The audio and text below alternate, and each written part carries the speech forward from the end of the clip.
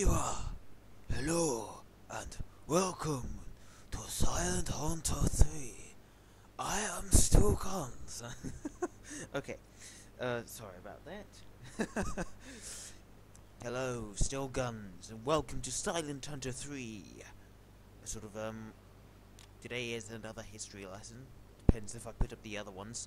We are currently in, what is supposed to be Tokyo Harbor. Hang on. I appear to have forgotten my camera mod. I don't suppose it really matters much, but yes.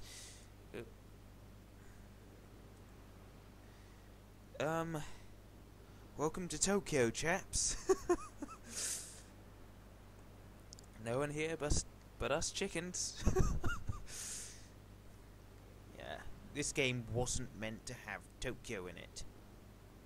In fact, the only Japanese vessel in the game, Japanese warship, is just a generic armed trawler.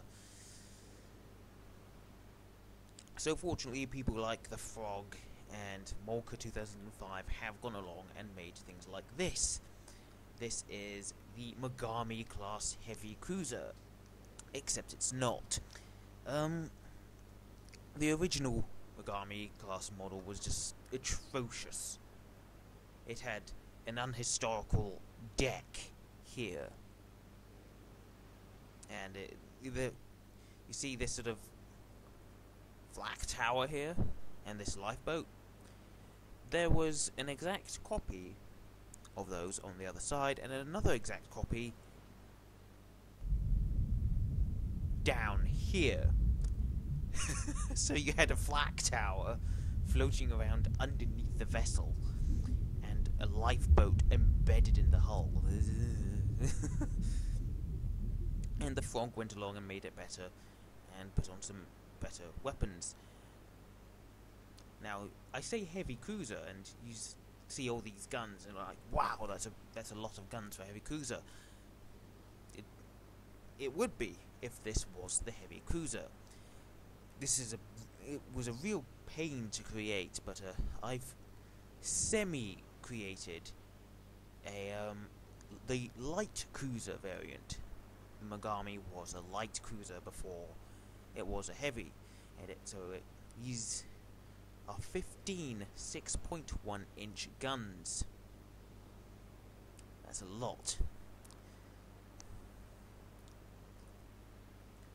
In the end, though, the Japanese don't care. Fuck off, second London Naval Treaty. We're gonna make these things heavy cruisers. So they lost. Oops, wrong button. Yeah, the Megamis lost 5 of their guns, 5 of their 6.1 inch guns. Okay, it went from 15 6.1 inch guns to 10 8 inch guns, which made them top heavy. Now, I'd love to have the heavy cruiser variant right next to it, but I can't, because for some reason the two are incompatible. I can have them in the same game at the same time if they're the stock variant, but for some reason I can't have both the updated variants on at the same time. So, but anyway, this is just a little showcase of the Megami light cruiser Megami. Maybe with a little bit of professional help, I'll be able to get both of them working at the same time. But the light cruiser or heavy cruiser Megami is not today's focus. Surely you've noticed that plume of smoke in the background and you're wondering, oh dear, have I sunk a ship with my submarine? Nope. Here's my submarine. It's pointing nowhere near. Hello, ship. What are you? Suspiciously old looking. Because it is old. Have you guessed what it is yet?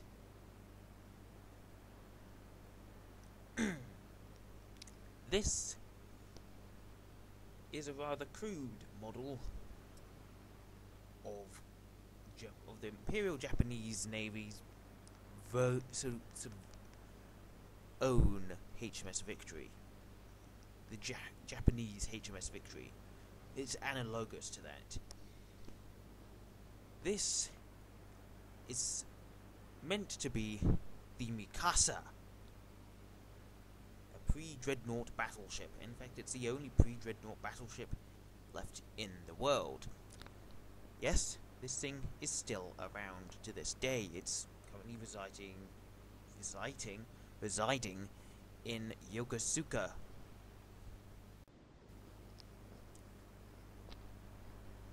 Mikasa was laid down in Barrow-in-Furness in 1899.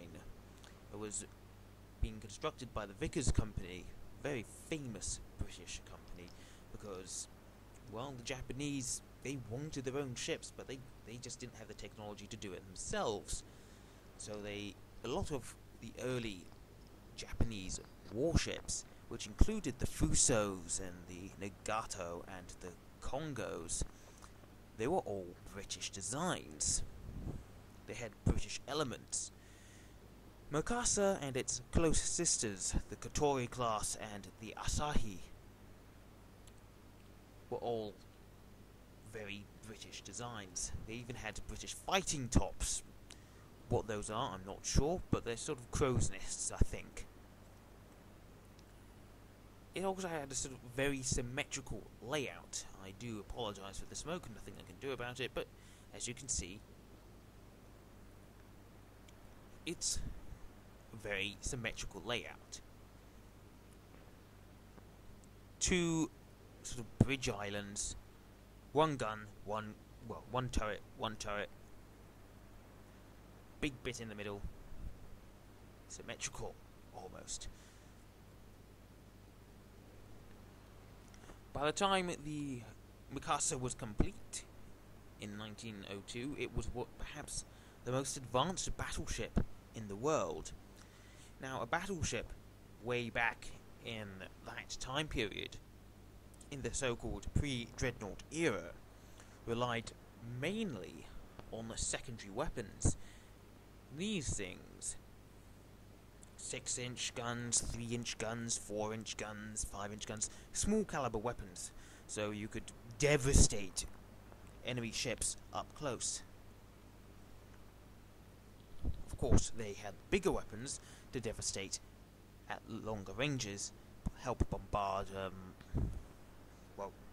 generally to bombard from a long distance, but if you could get in close enough, they could provide some very dangerous close-in firepower. Mikasa was originally armed with 4 12-inch 40 caliber guns. So that's 40 times 12. Sorry, my apologies. 40 times 12. That was the length of the barrel. It also had 40 caliber 6-inch guns. However, the caliber of the smaller weapons, I am not sure. It also has 4 12-pounder guns and several 1-pounder guns. So there we go, that's a 1-pounder. And these were sort of largely, these smaller weapons were eventually became sort of anti-aircraft guns. But really, when Mikasa was built, aircraft were not being used as an offensive force. In fact, they had barely just got off the starting line with aircraft development. So, really, these things, these 1-pounders and 12-pounders, all the smaller weapons were designed for destroying torpedo boats that got in close. Generally, up close damage, very short range. Mikasa had a very eventful early life. It is notable as being one of the just two survivors of the Battle of Tsushima. So, it's a battle that has attracted quite a lot of attention over the years. It was the first and last great battle of the pre-Dreadnought pre-Dreadnought era.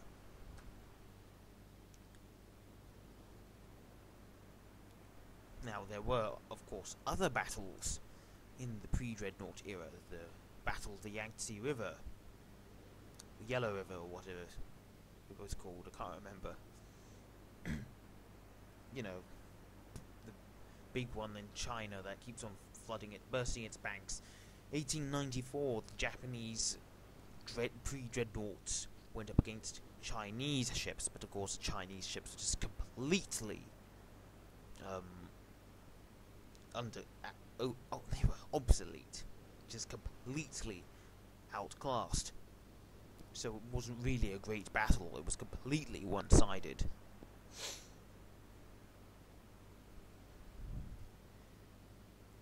Tsushima was the last battle of the Russo-Japanese War, which occurred in the time period of about April 1904, I may be wrong with that date, to May 1905. I'm absolutely sure with that, because that's when the Battle of Tsushima happened. Basically, the Japanese did not like the prospect of having a Russian port, a Russian naval base at Port Arthur, which is in the Yellow Sea, I believe it was. And so they blockaded the port, attacked and blockaded it. Unable to break out, the Russian government decided at the time, the Russian Navy even, decided to send in the Baltic Fleet. Now the Baltic is all the way up here. And the Baltic Fleet had to sail all the way from here, all the way here.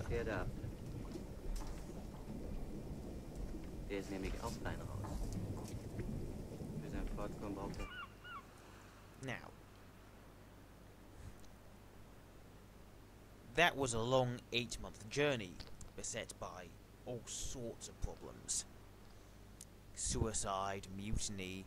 The Russian crew members of these ships were by the time they reached the Strait of Tsushima, were generally incapable of fighting, and no battle plan was drawn out by the Russian commanders. They fully expected to be able to slip through.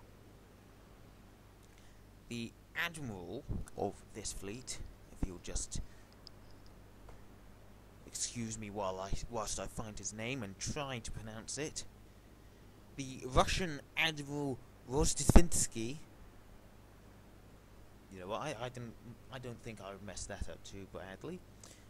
Admiral Rozhdestvensky had two options: go the longer, safer route around Japan and up to Vladivostok,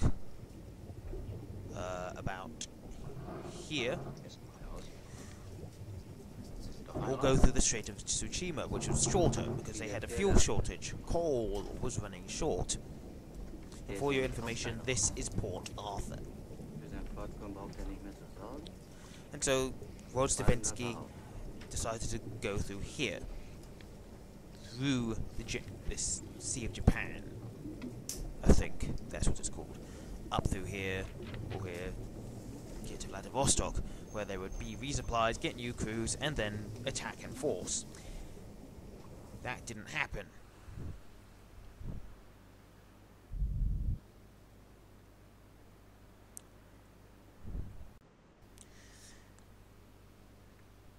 The Japanese Admiral Togo Haihachiro expected them to come that way, but there was a problem. The night of the battle was very foggy. It was very foggy, and of course, being night time, it was dark. But the Russian fleet, although they could have slipped through undetected, well, shit happens. The hospital ship Orel, lit up as international law demanded, gave away the Baltic Fleet's position, and the Japanese fleet attacked in force. At least 28 Russian warships entered the Strait of Tsushima.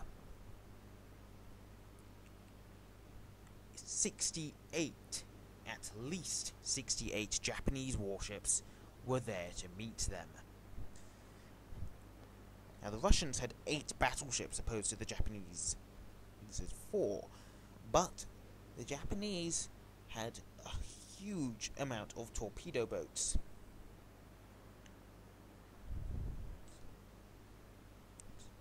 Well, not as many as I actually thought, sorry. 4 battleships, 27 cruisers, 21 destroyers, and 16 torpedo boats, as opposed to Rodovensky's Baltic Fleet's 8 battleships, 8 cruisers, 9 destroyers, and 3 smaller craft.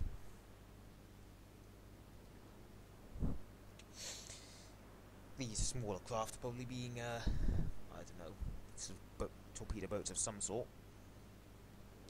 Mikasa fired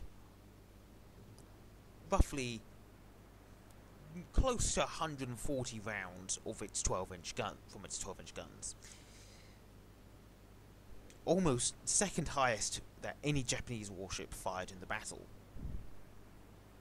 It, however, received the most amount of hits from Russian battleship guns and all sorts, but of course its very heavy armor, thanks in no part to the Japanese design requests, most of these shells just bounced off.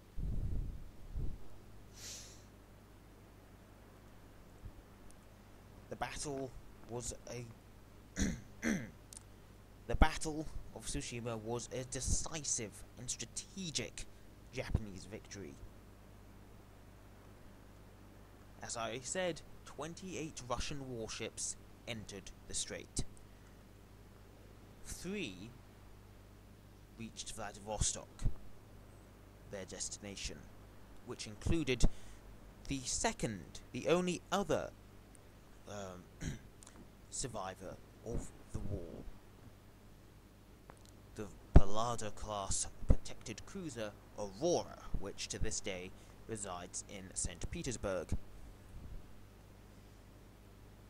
17 Russian ships were sunk, 5 captured, and 3 others headed for the Philippines and were interned in a neutral port.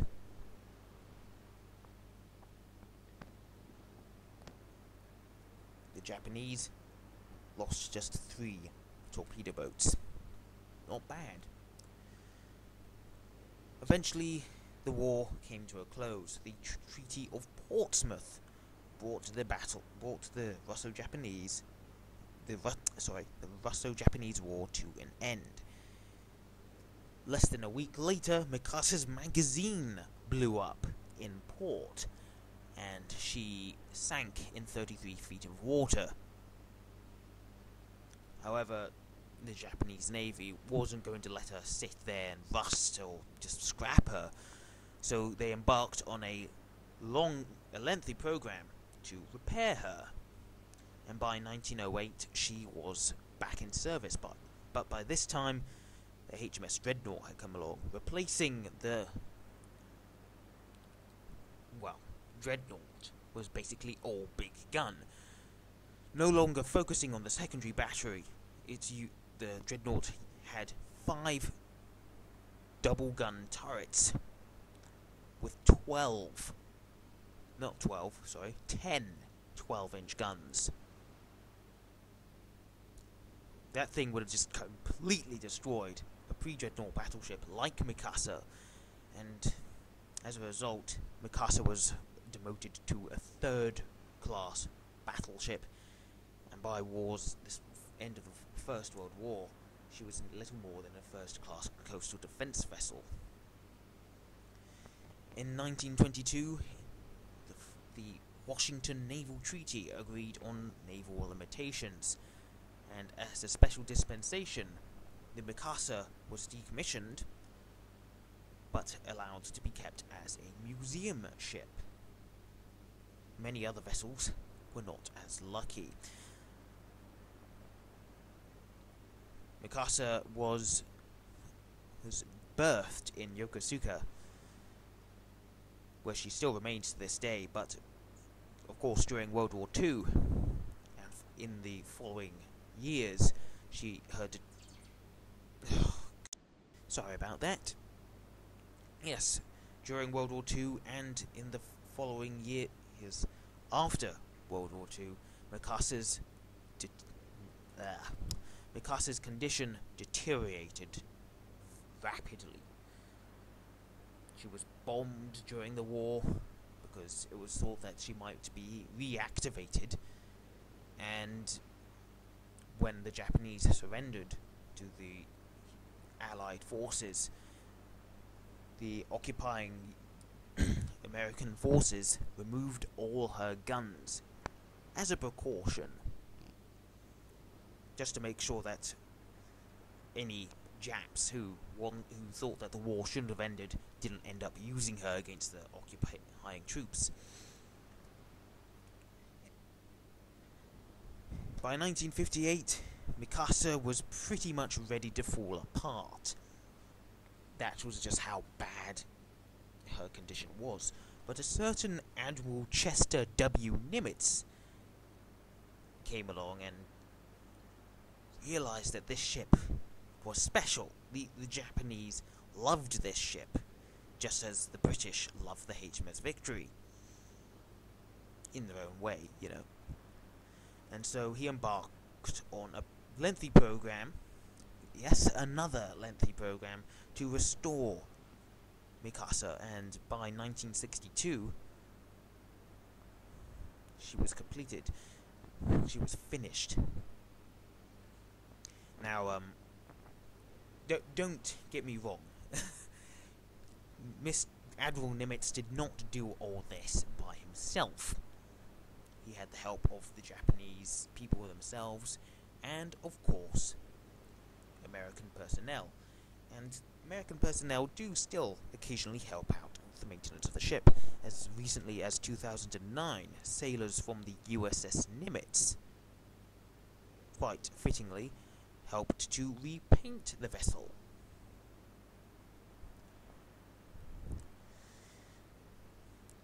So, this is the Japanese battleship Mikasa. One more thing that I have neglected to mention: following the ship's initial reconstruction from 1906 to 1908,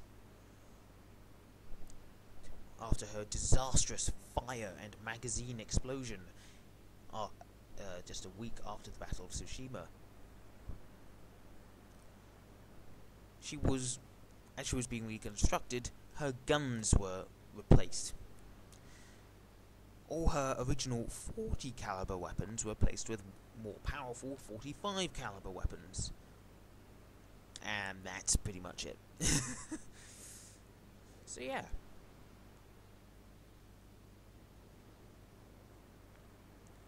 A nice little video, don't you think? And I'd love to go and see her. Because this ship is special. There's just 4 World War I era ships left in the world. USS Texas,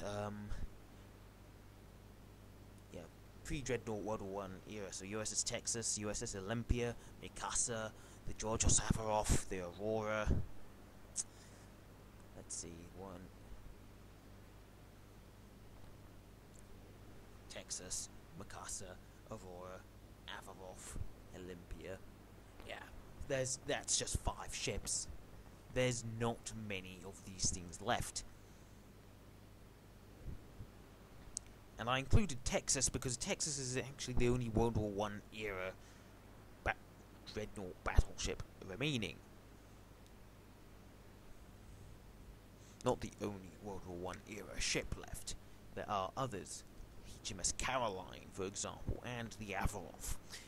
But yeah. So, yeah, that was Mikasa. maybe one day, yeah, Wargaming will take me in and say, "Can you review these ships for us?" Sort of like a chieftain's hatch, except for ships. I love my ships, always have. All right, not my. It's at this point where I'd stand on one of the guns and say, see you in the next one, folks. Good night." Yeah. Stay tuned for next time. Bye-bye.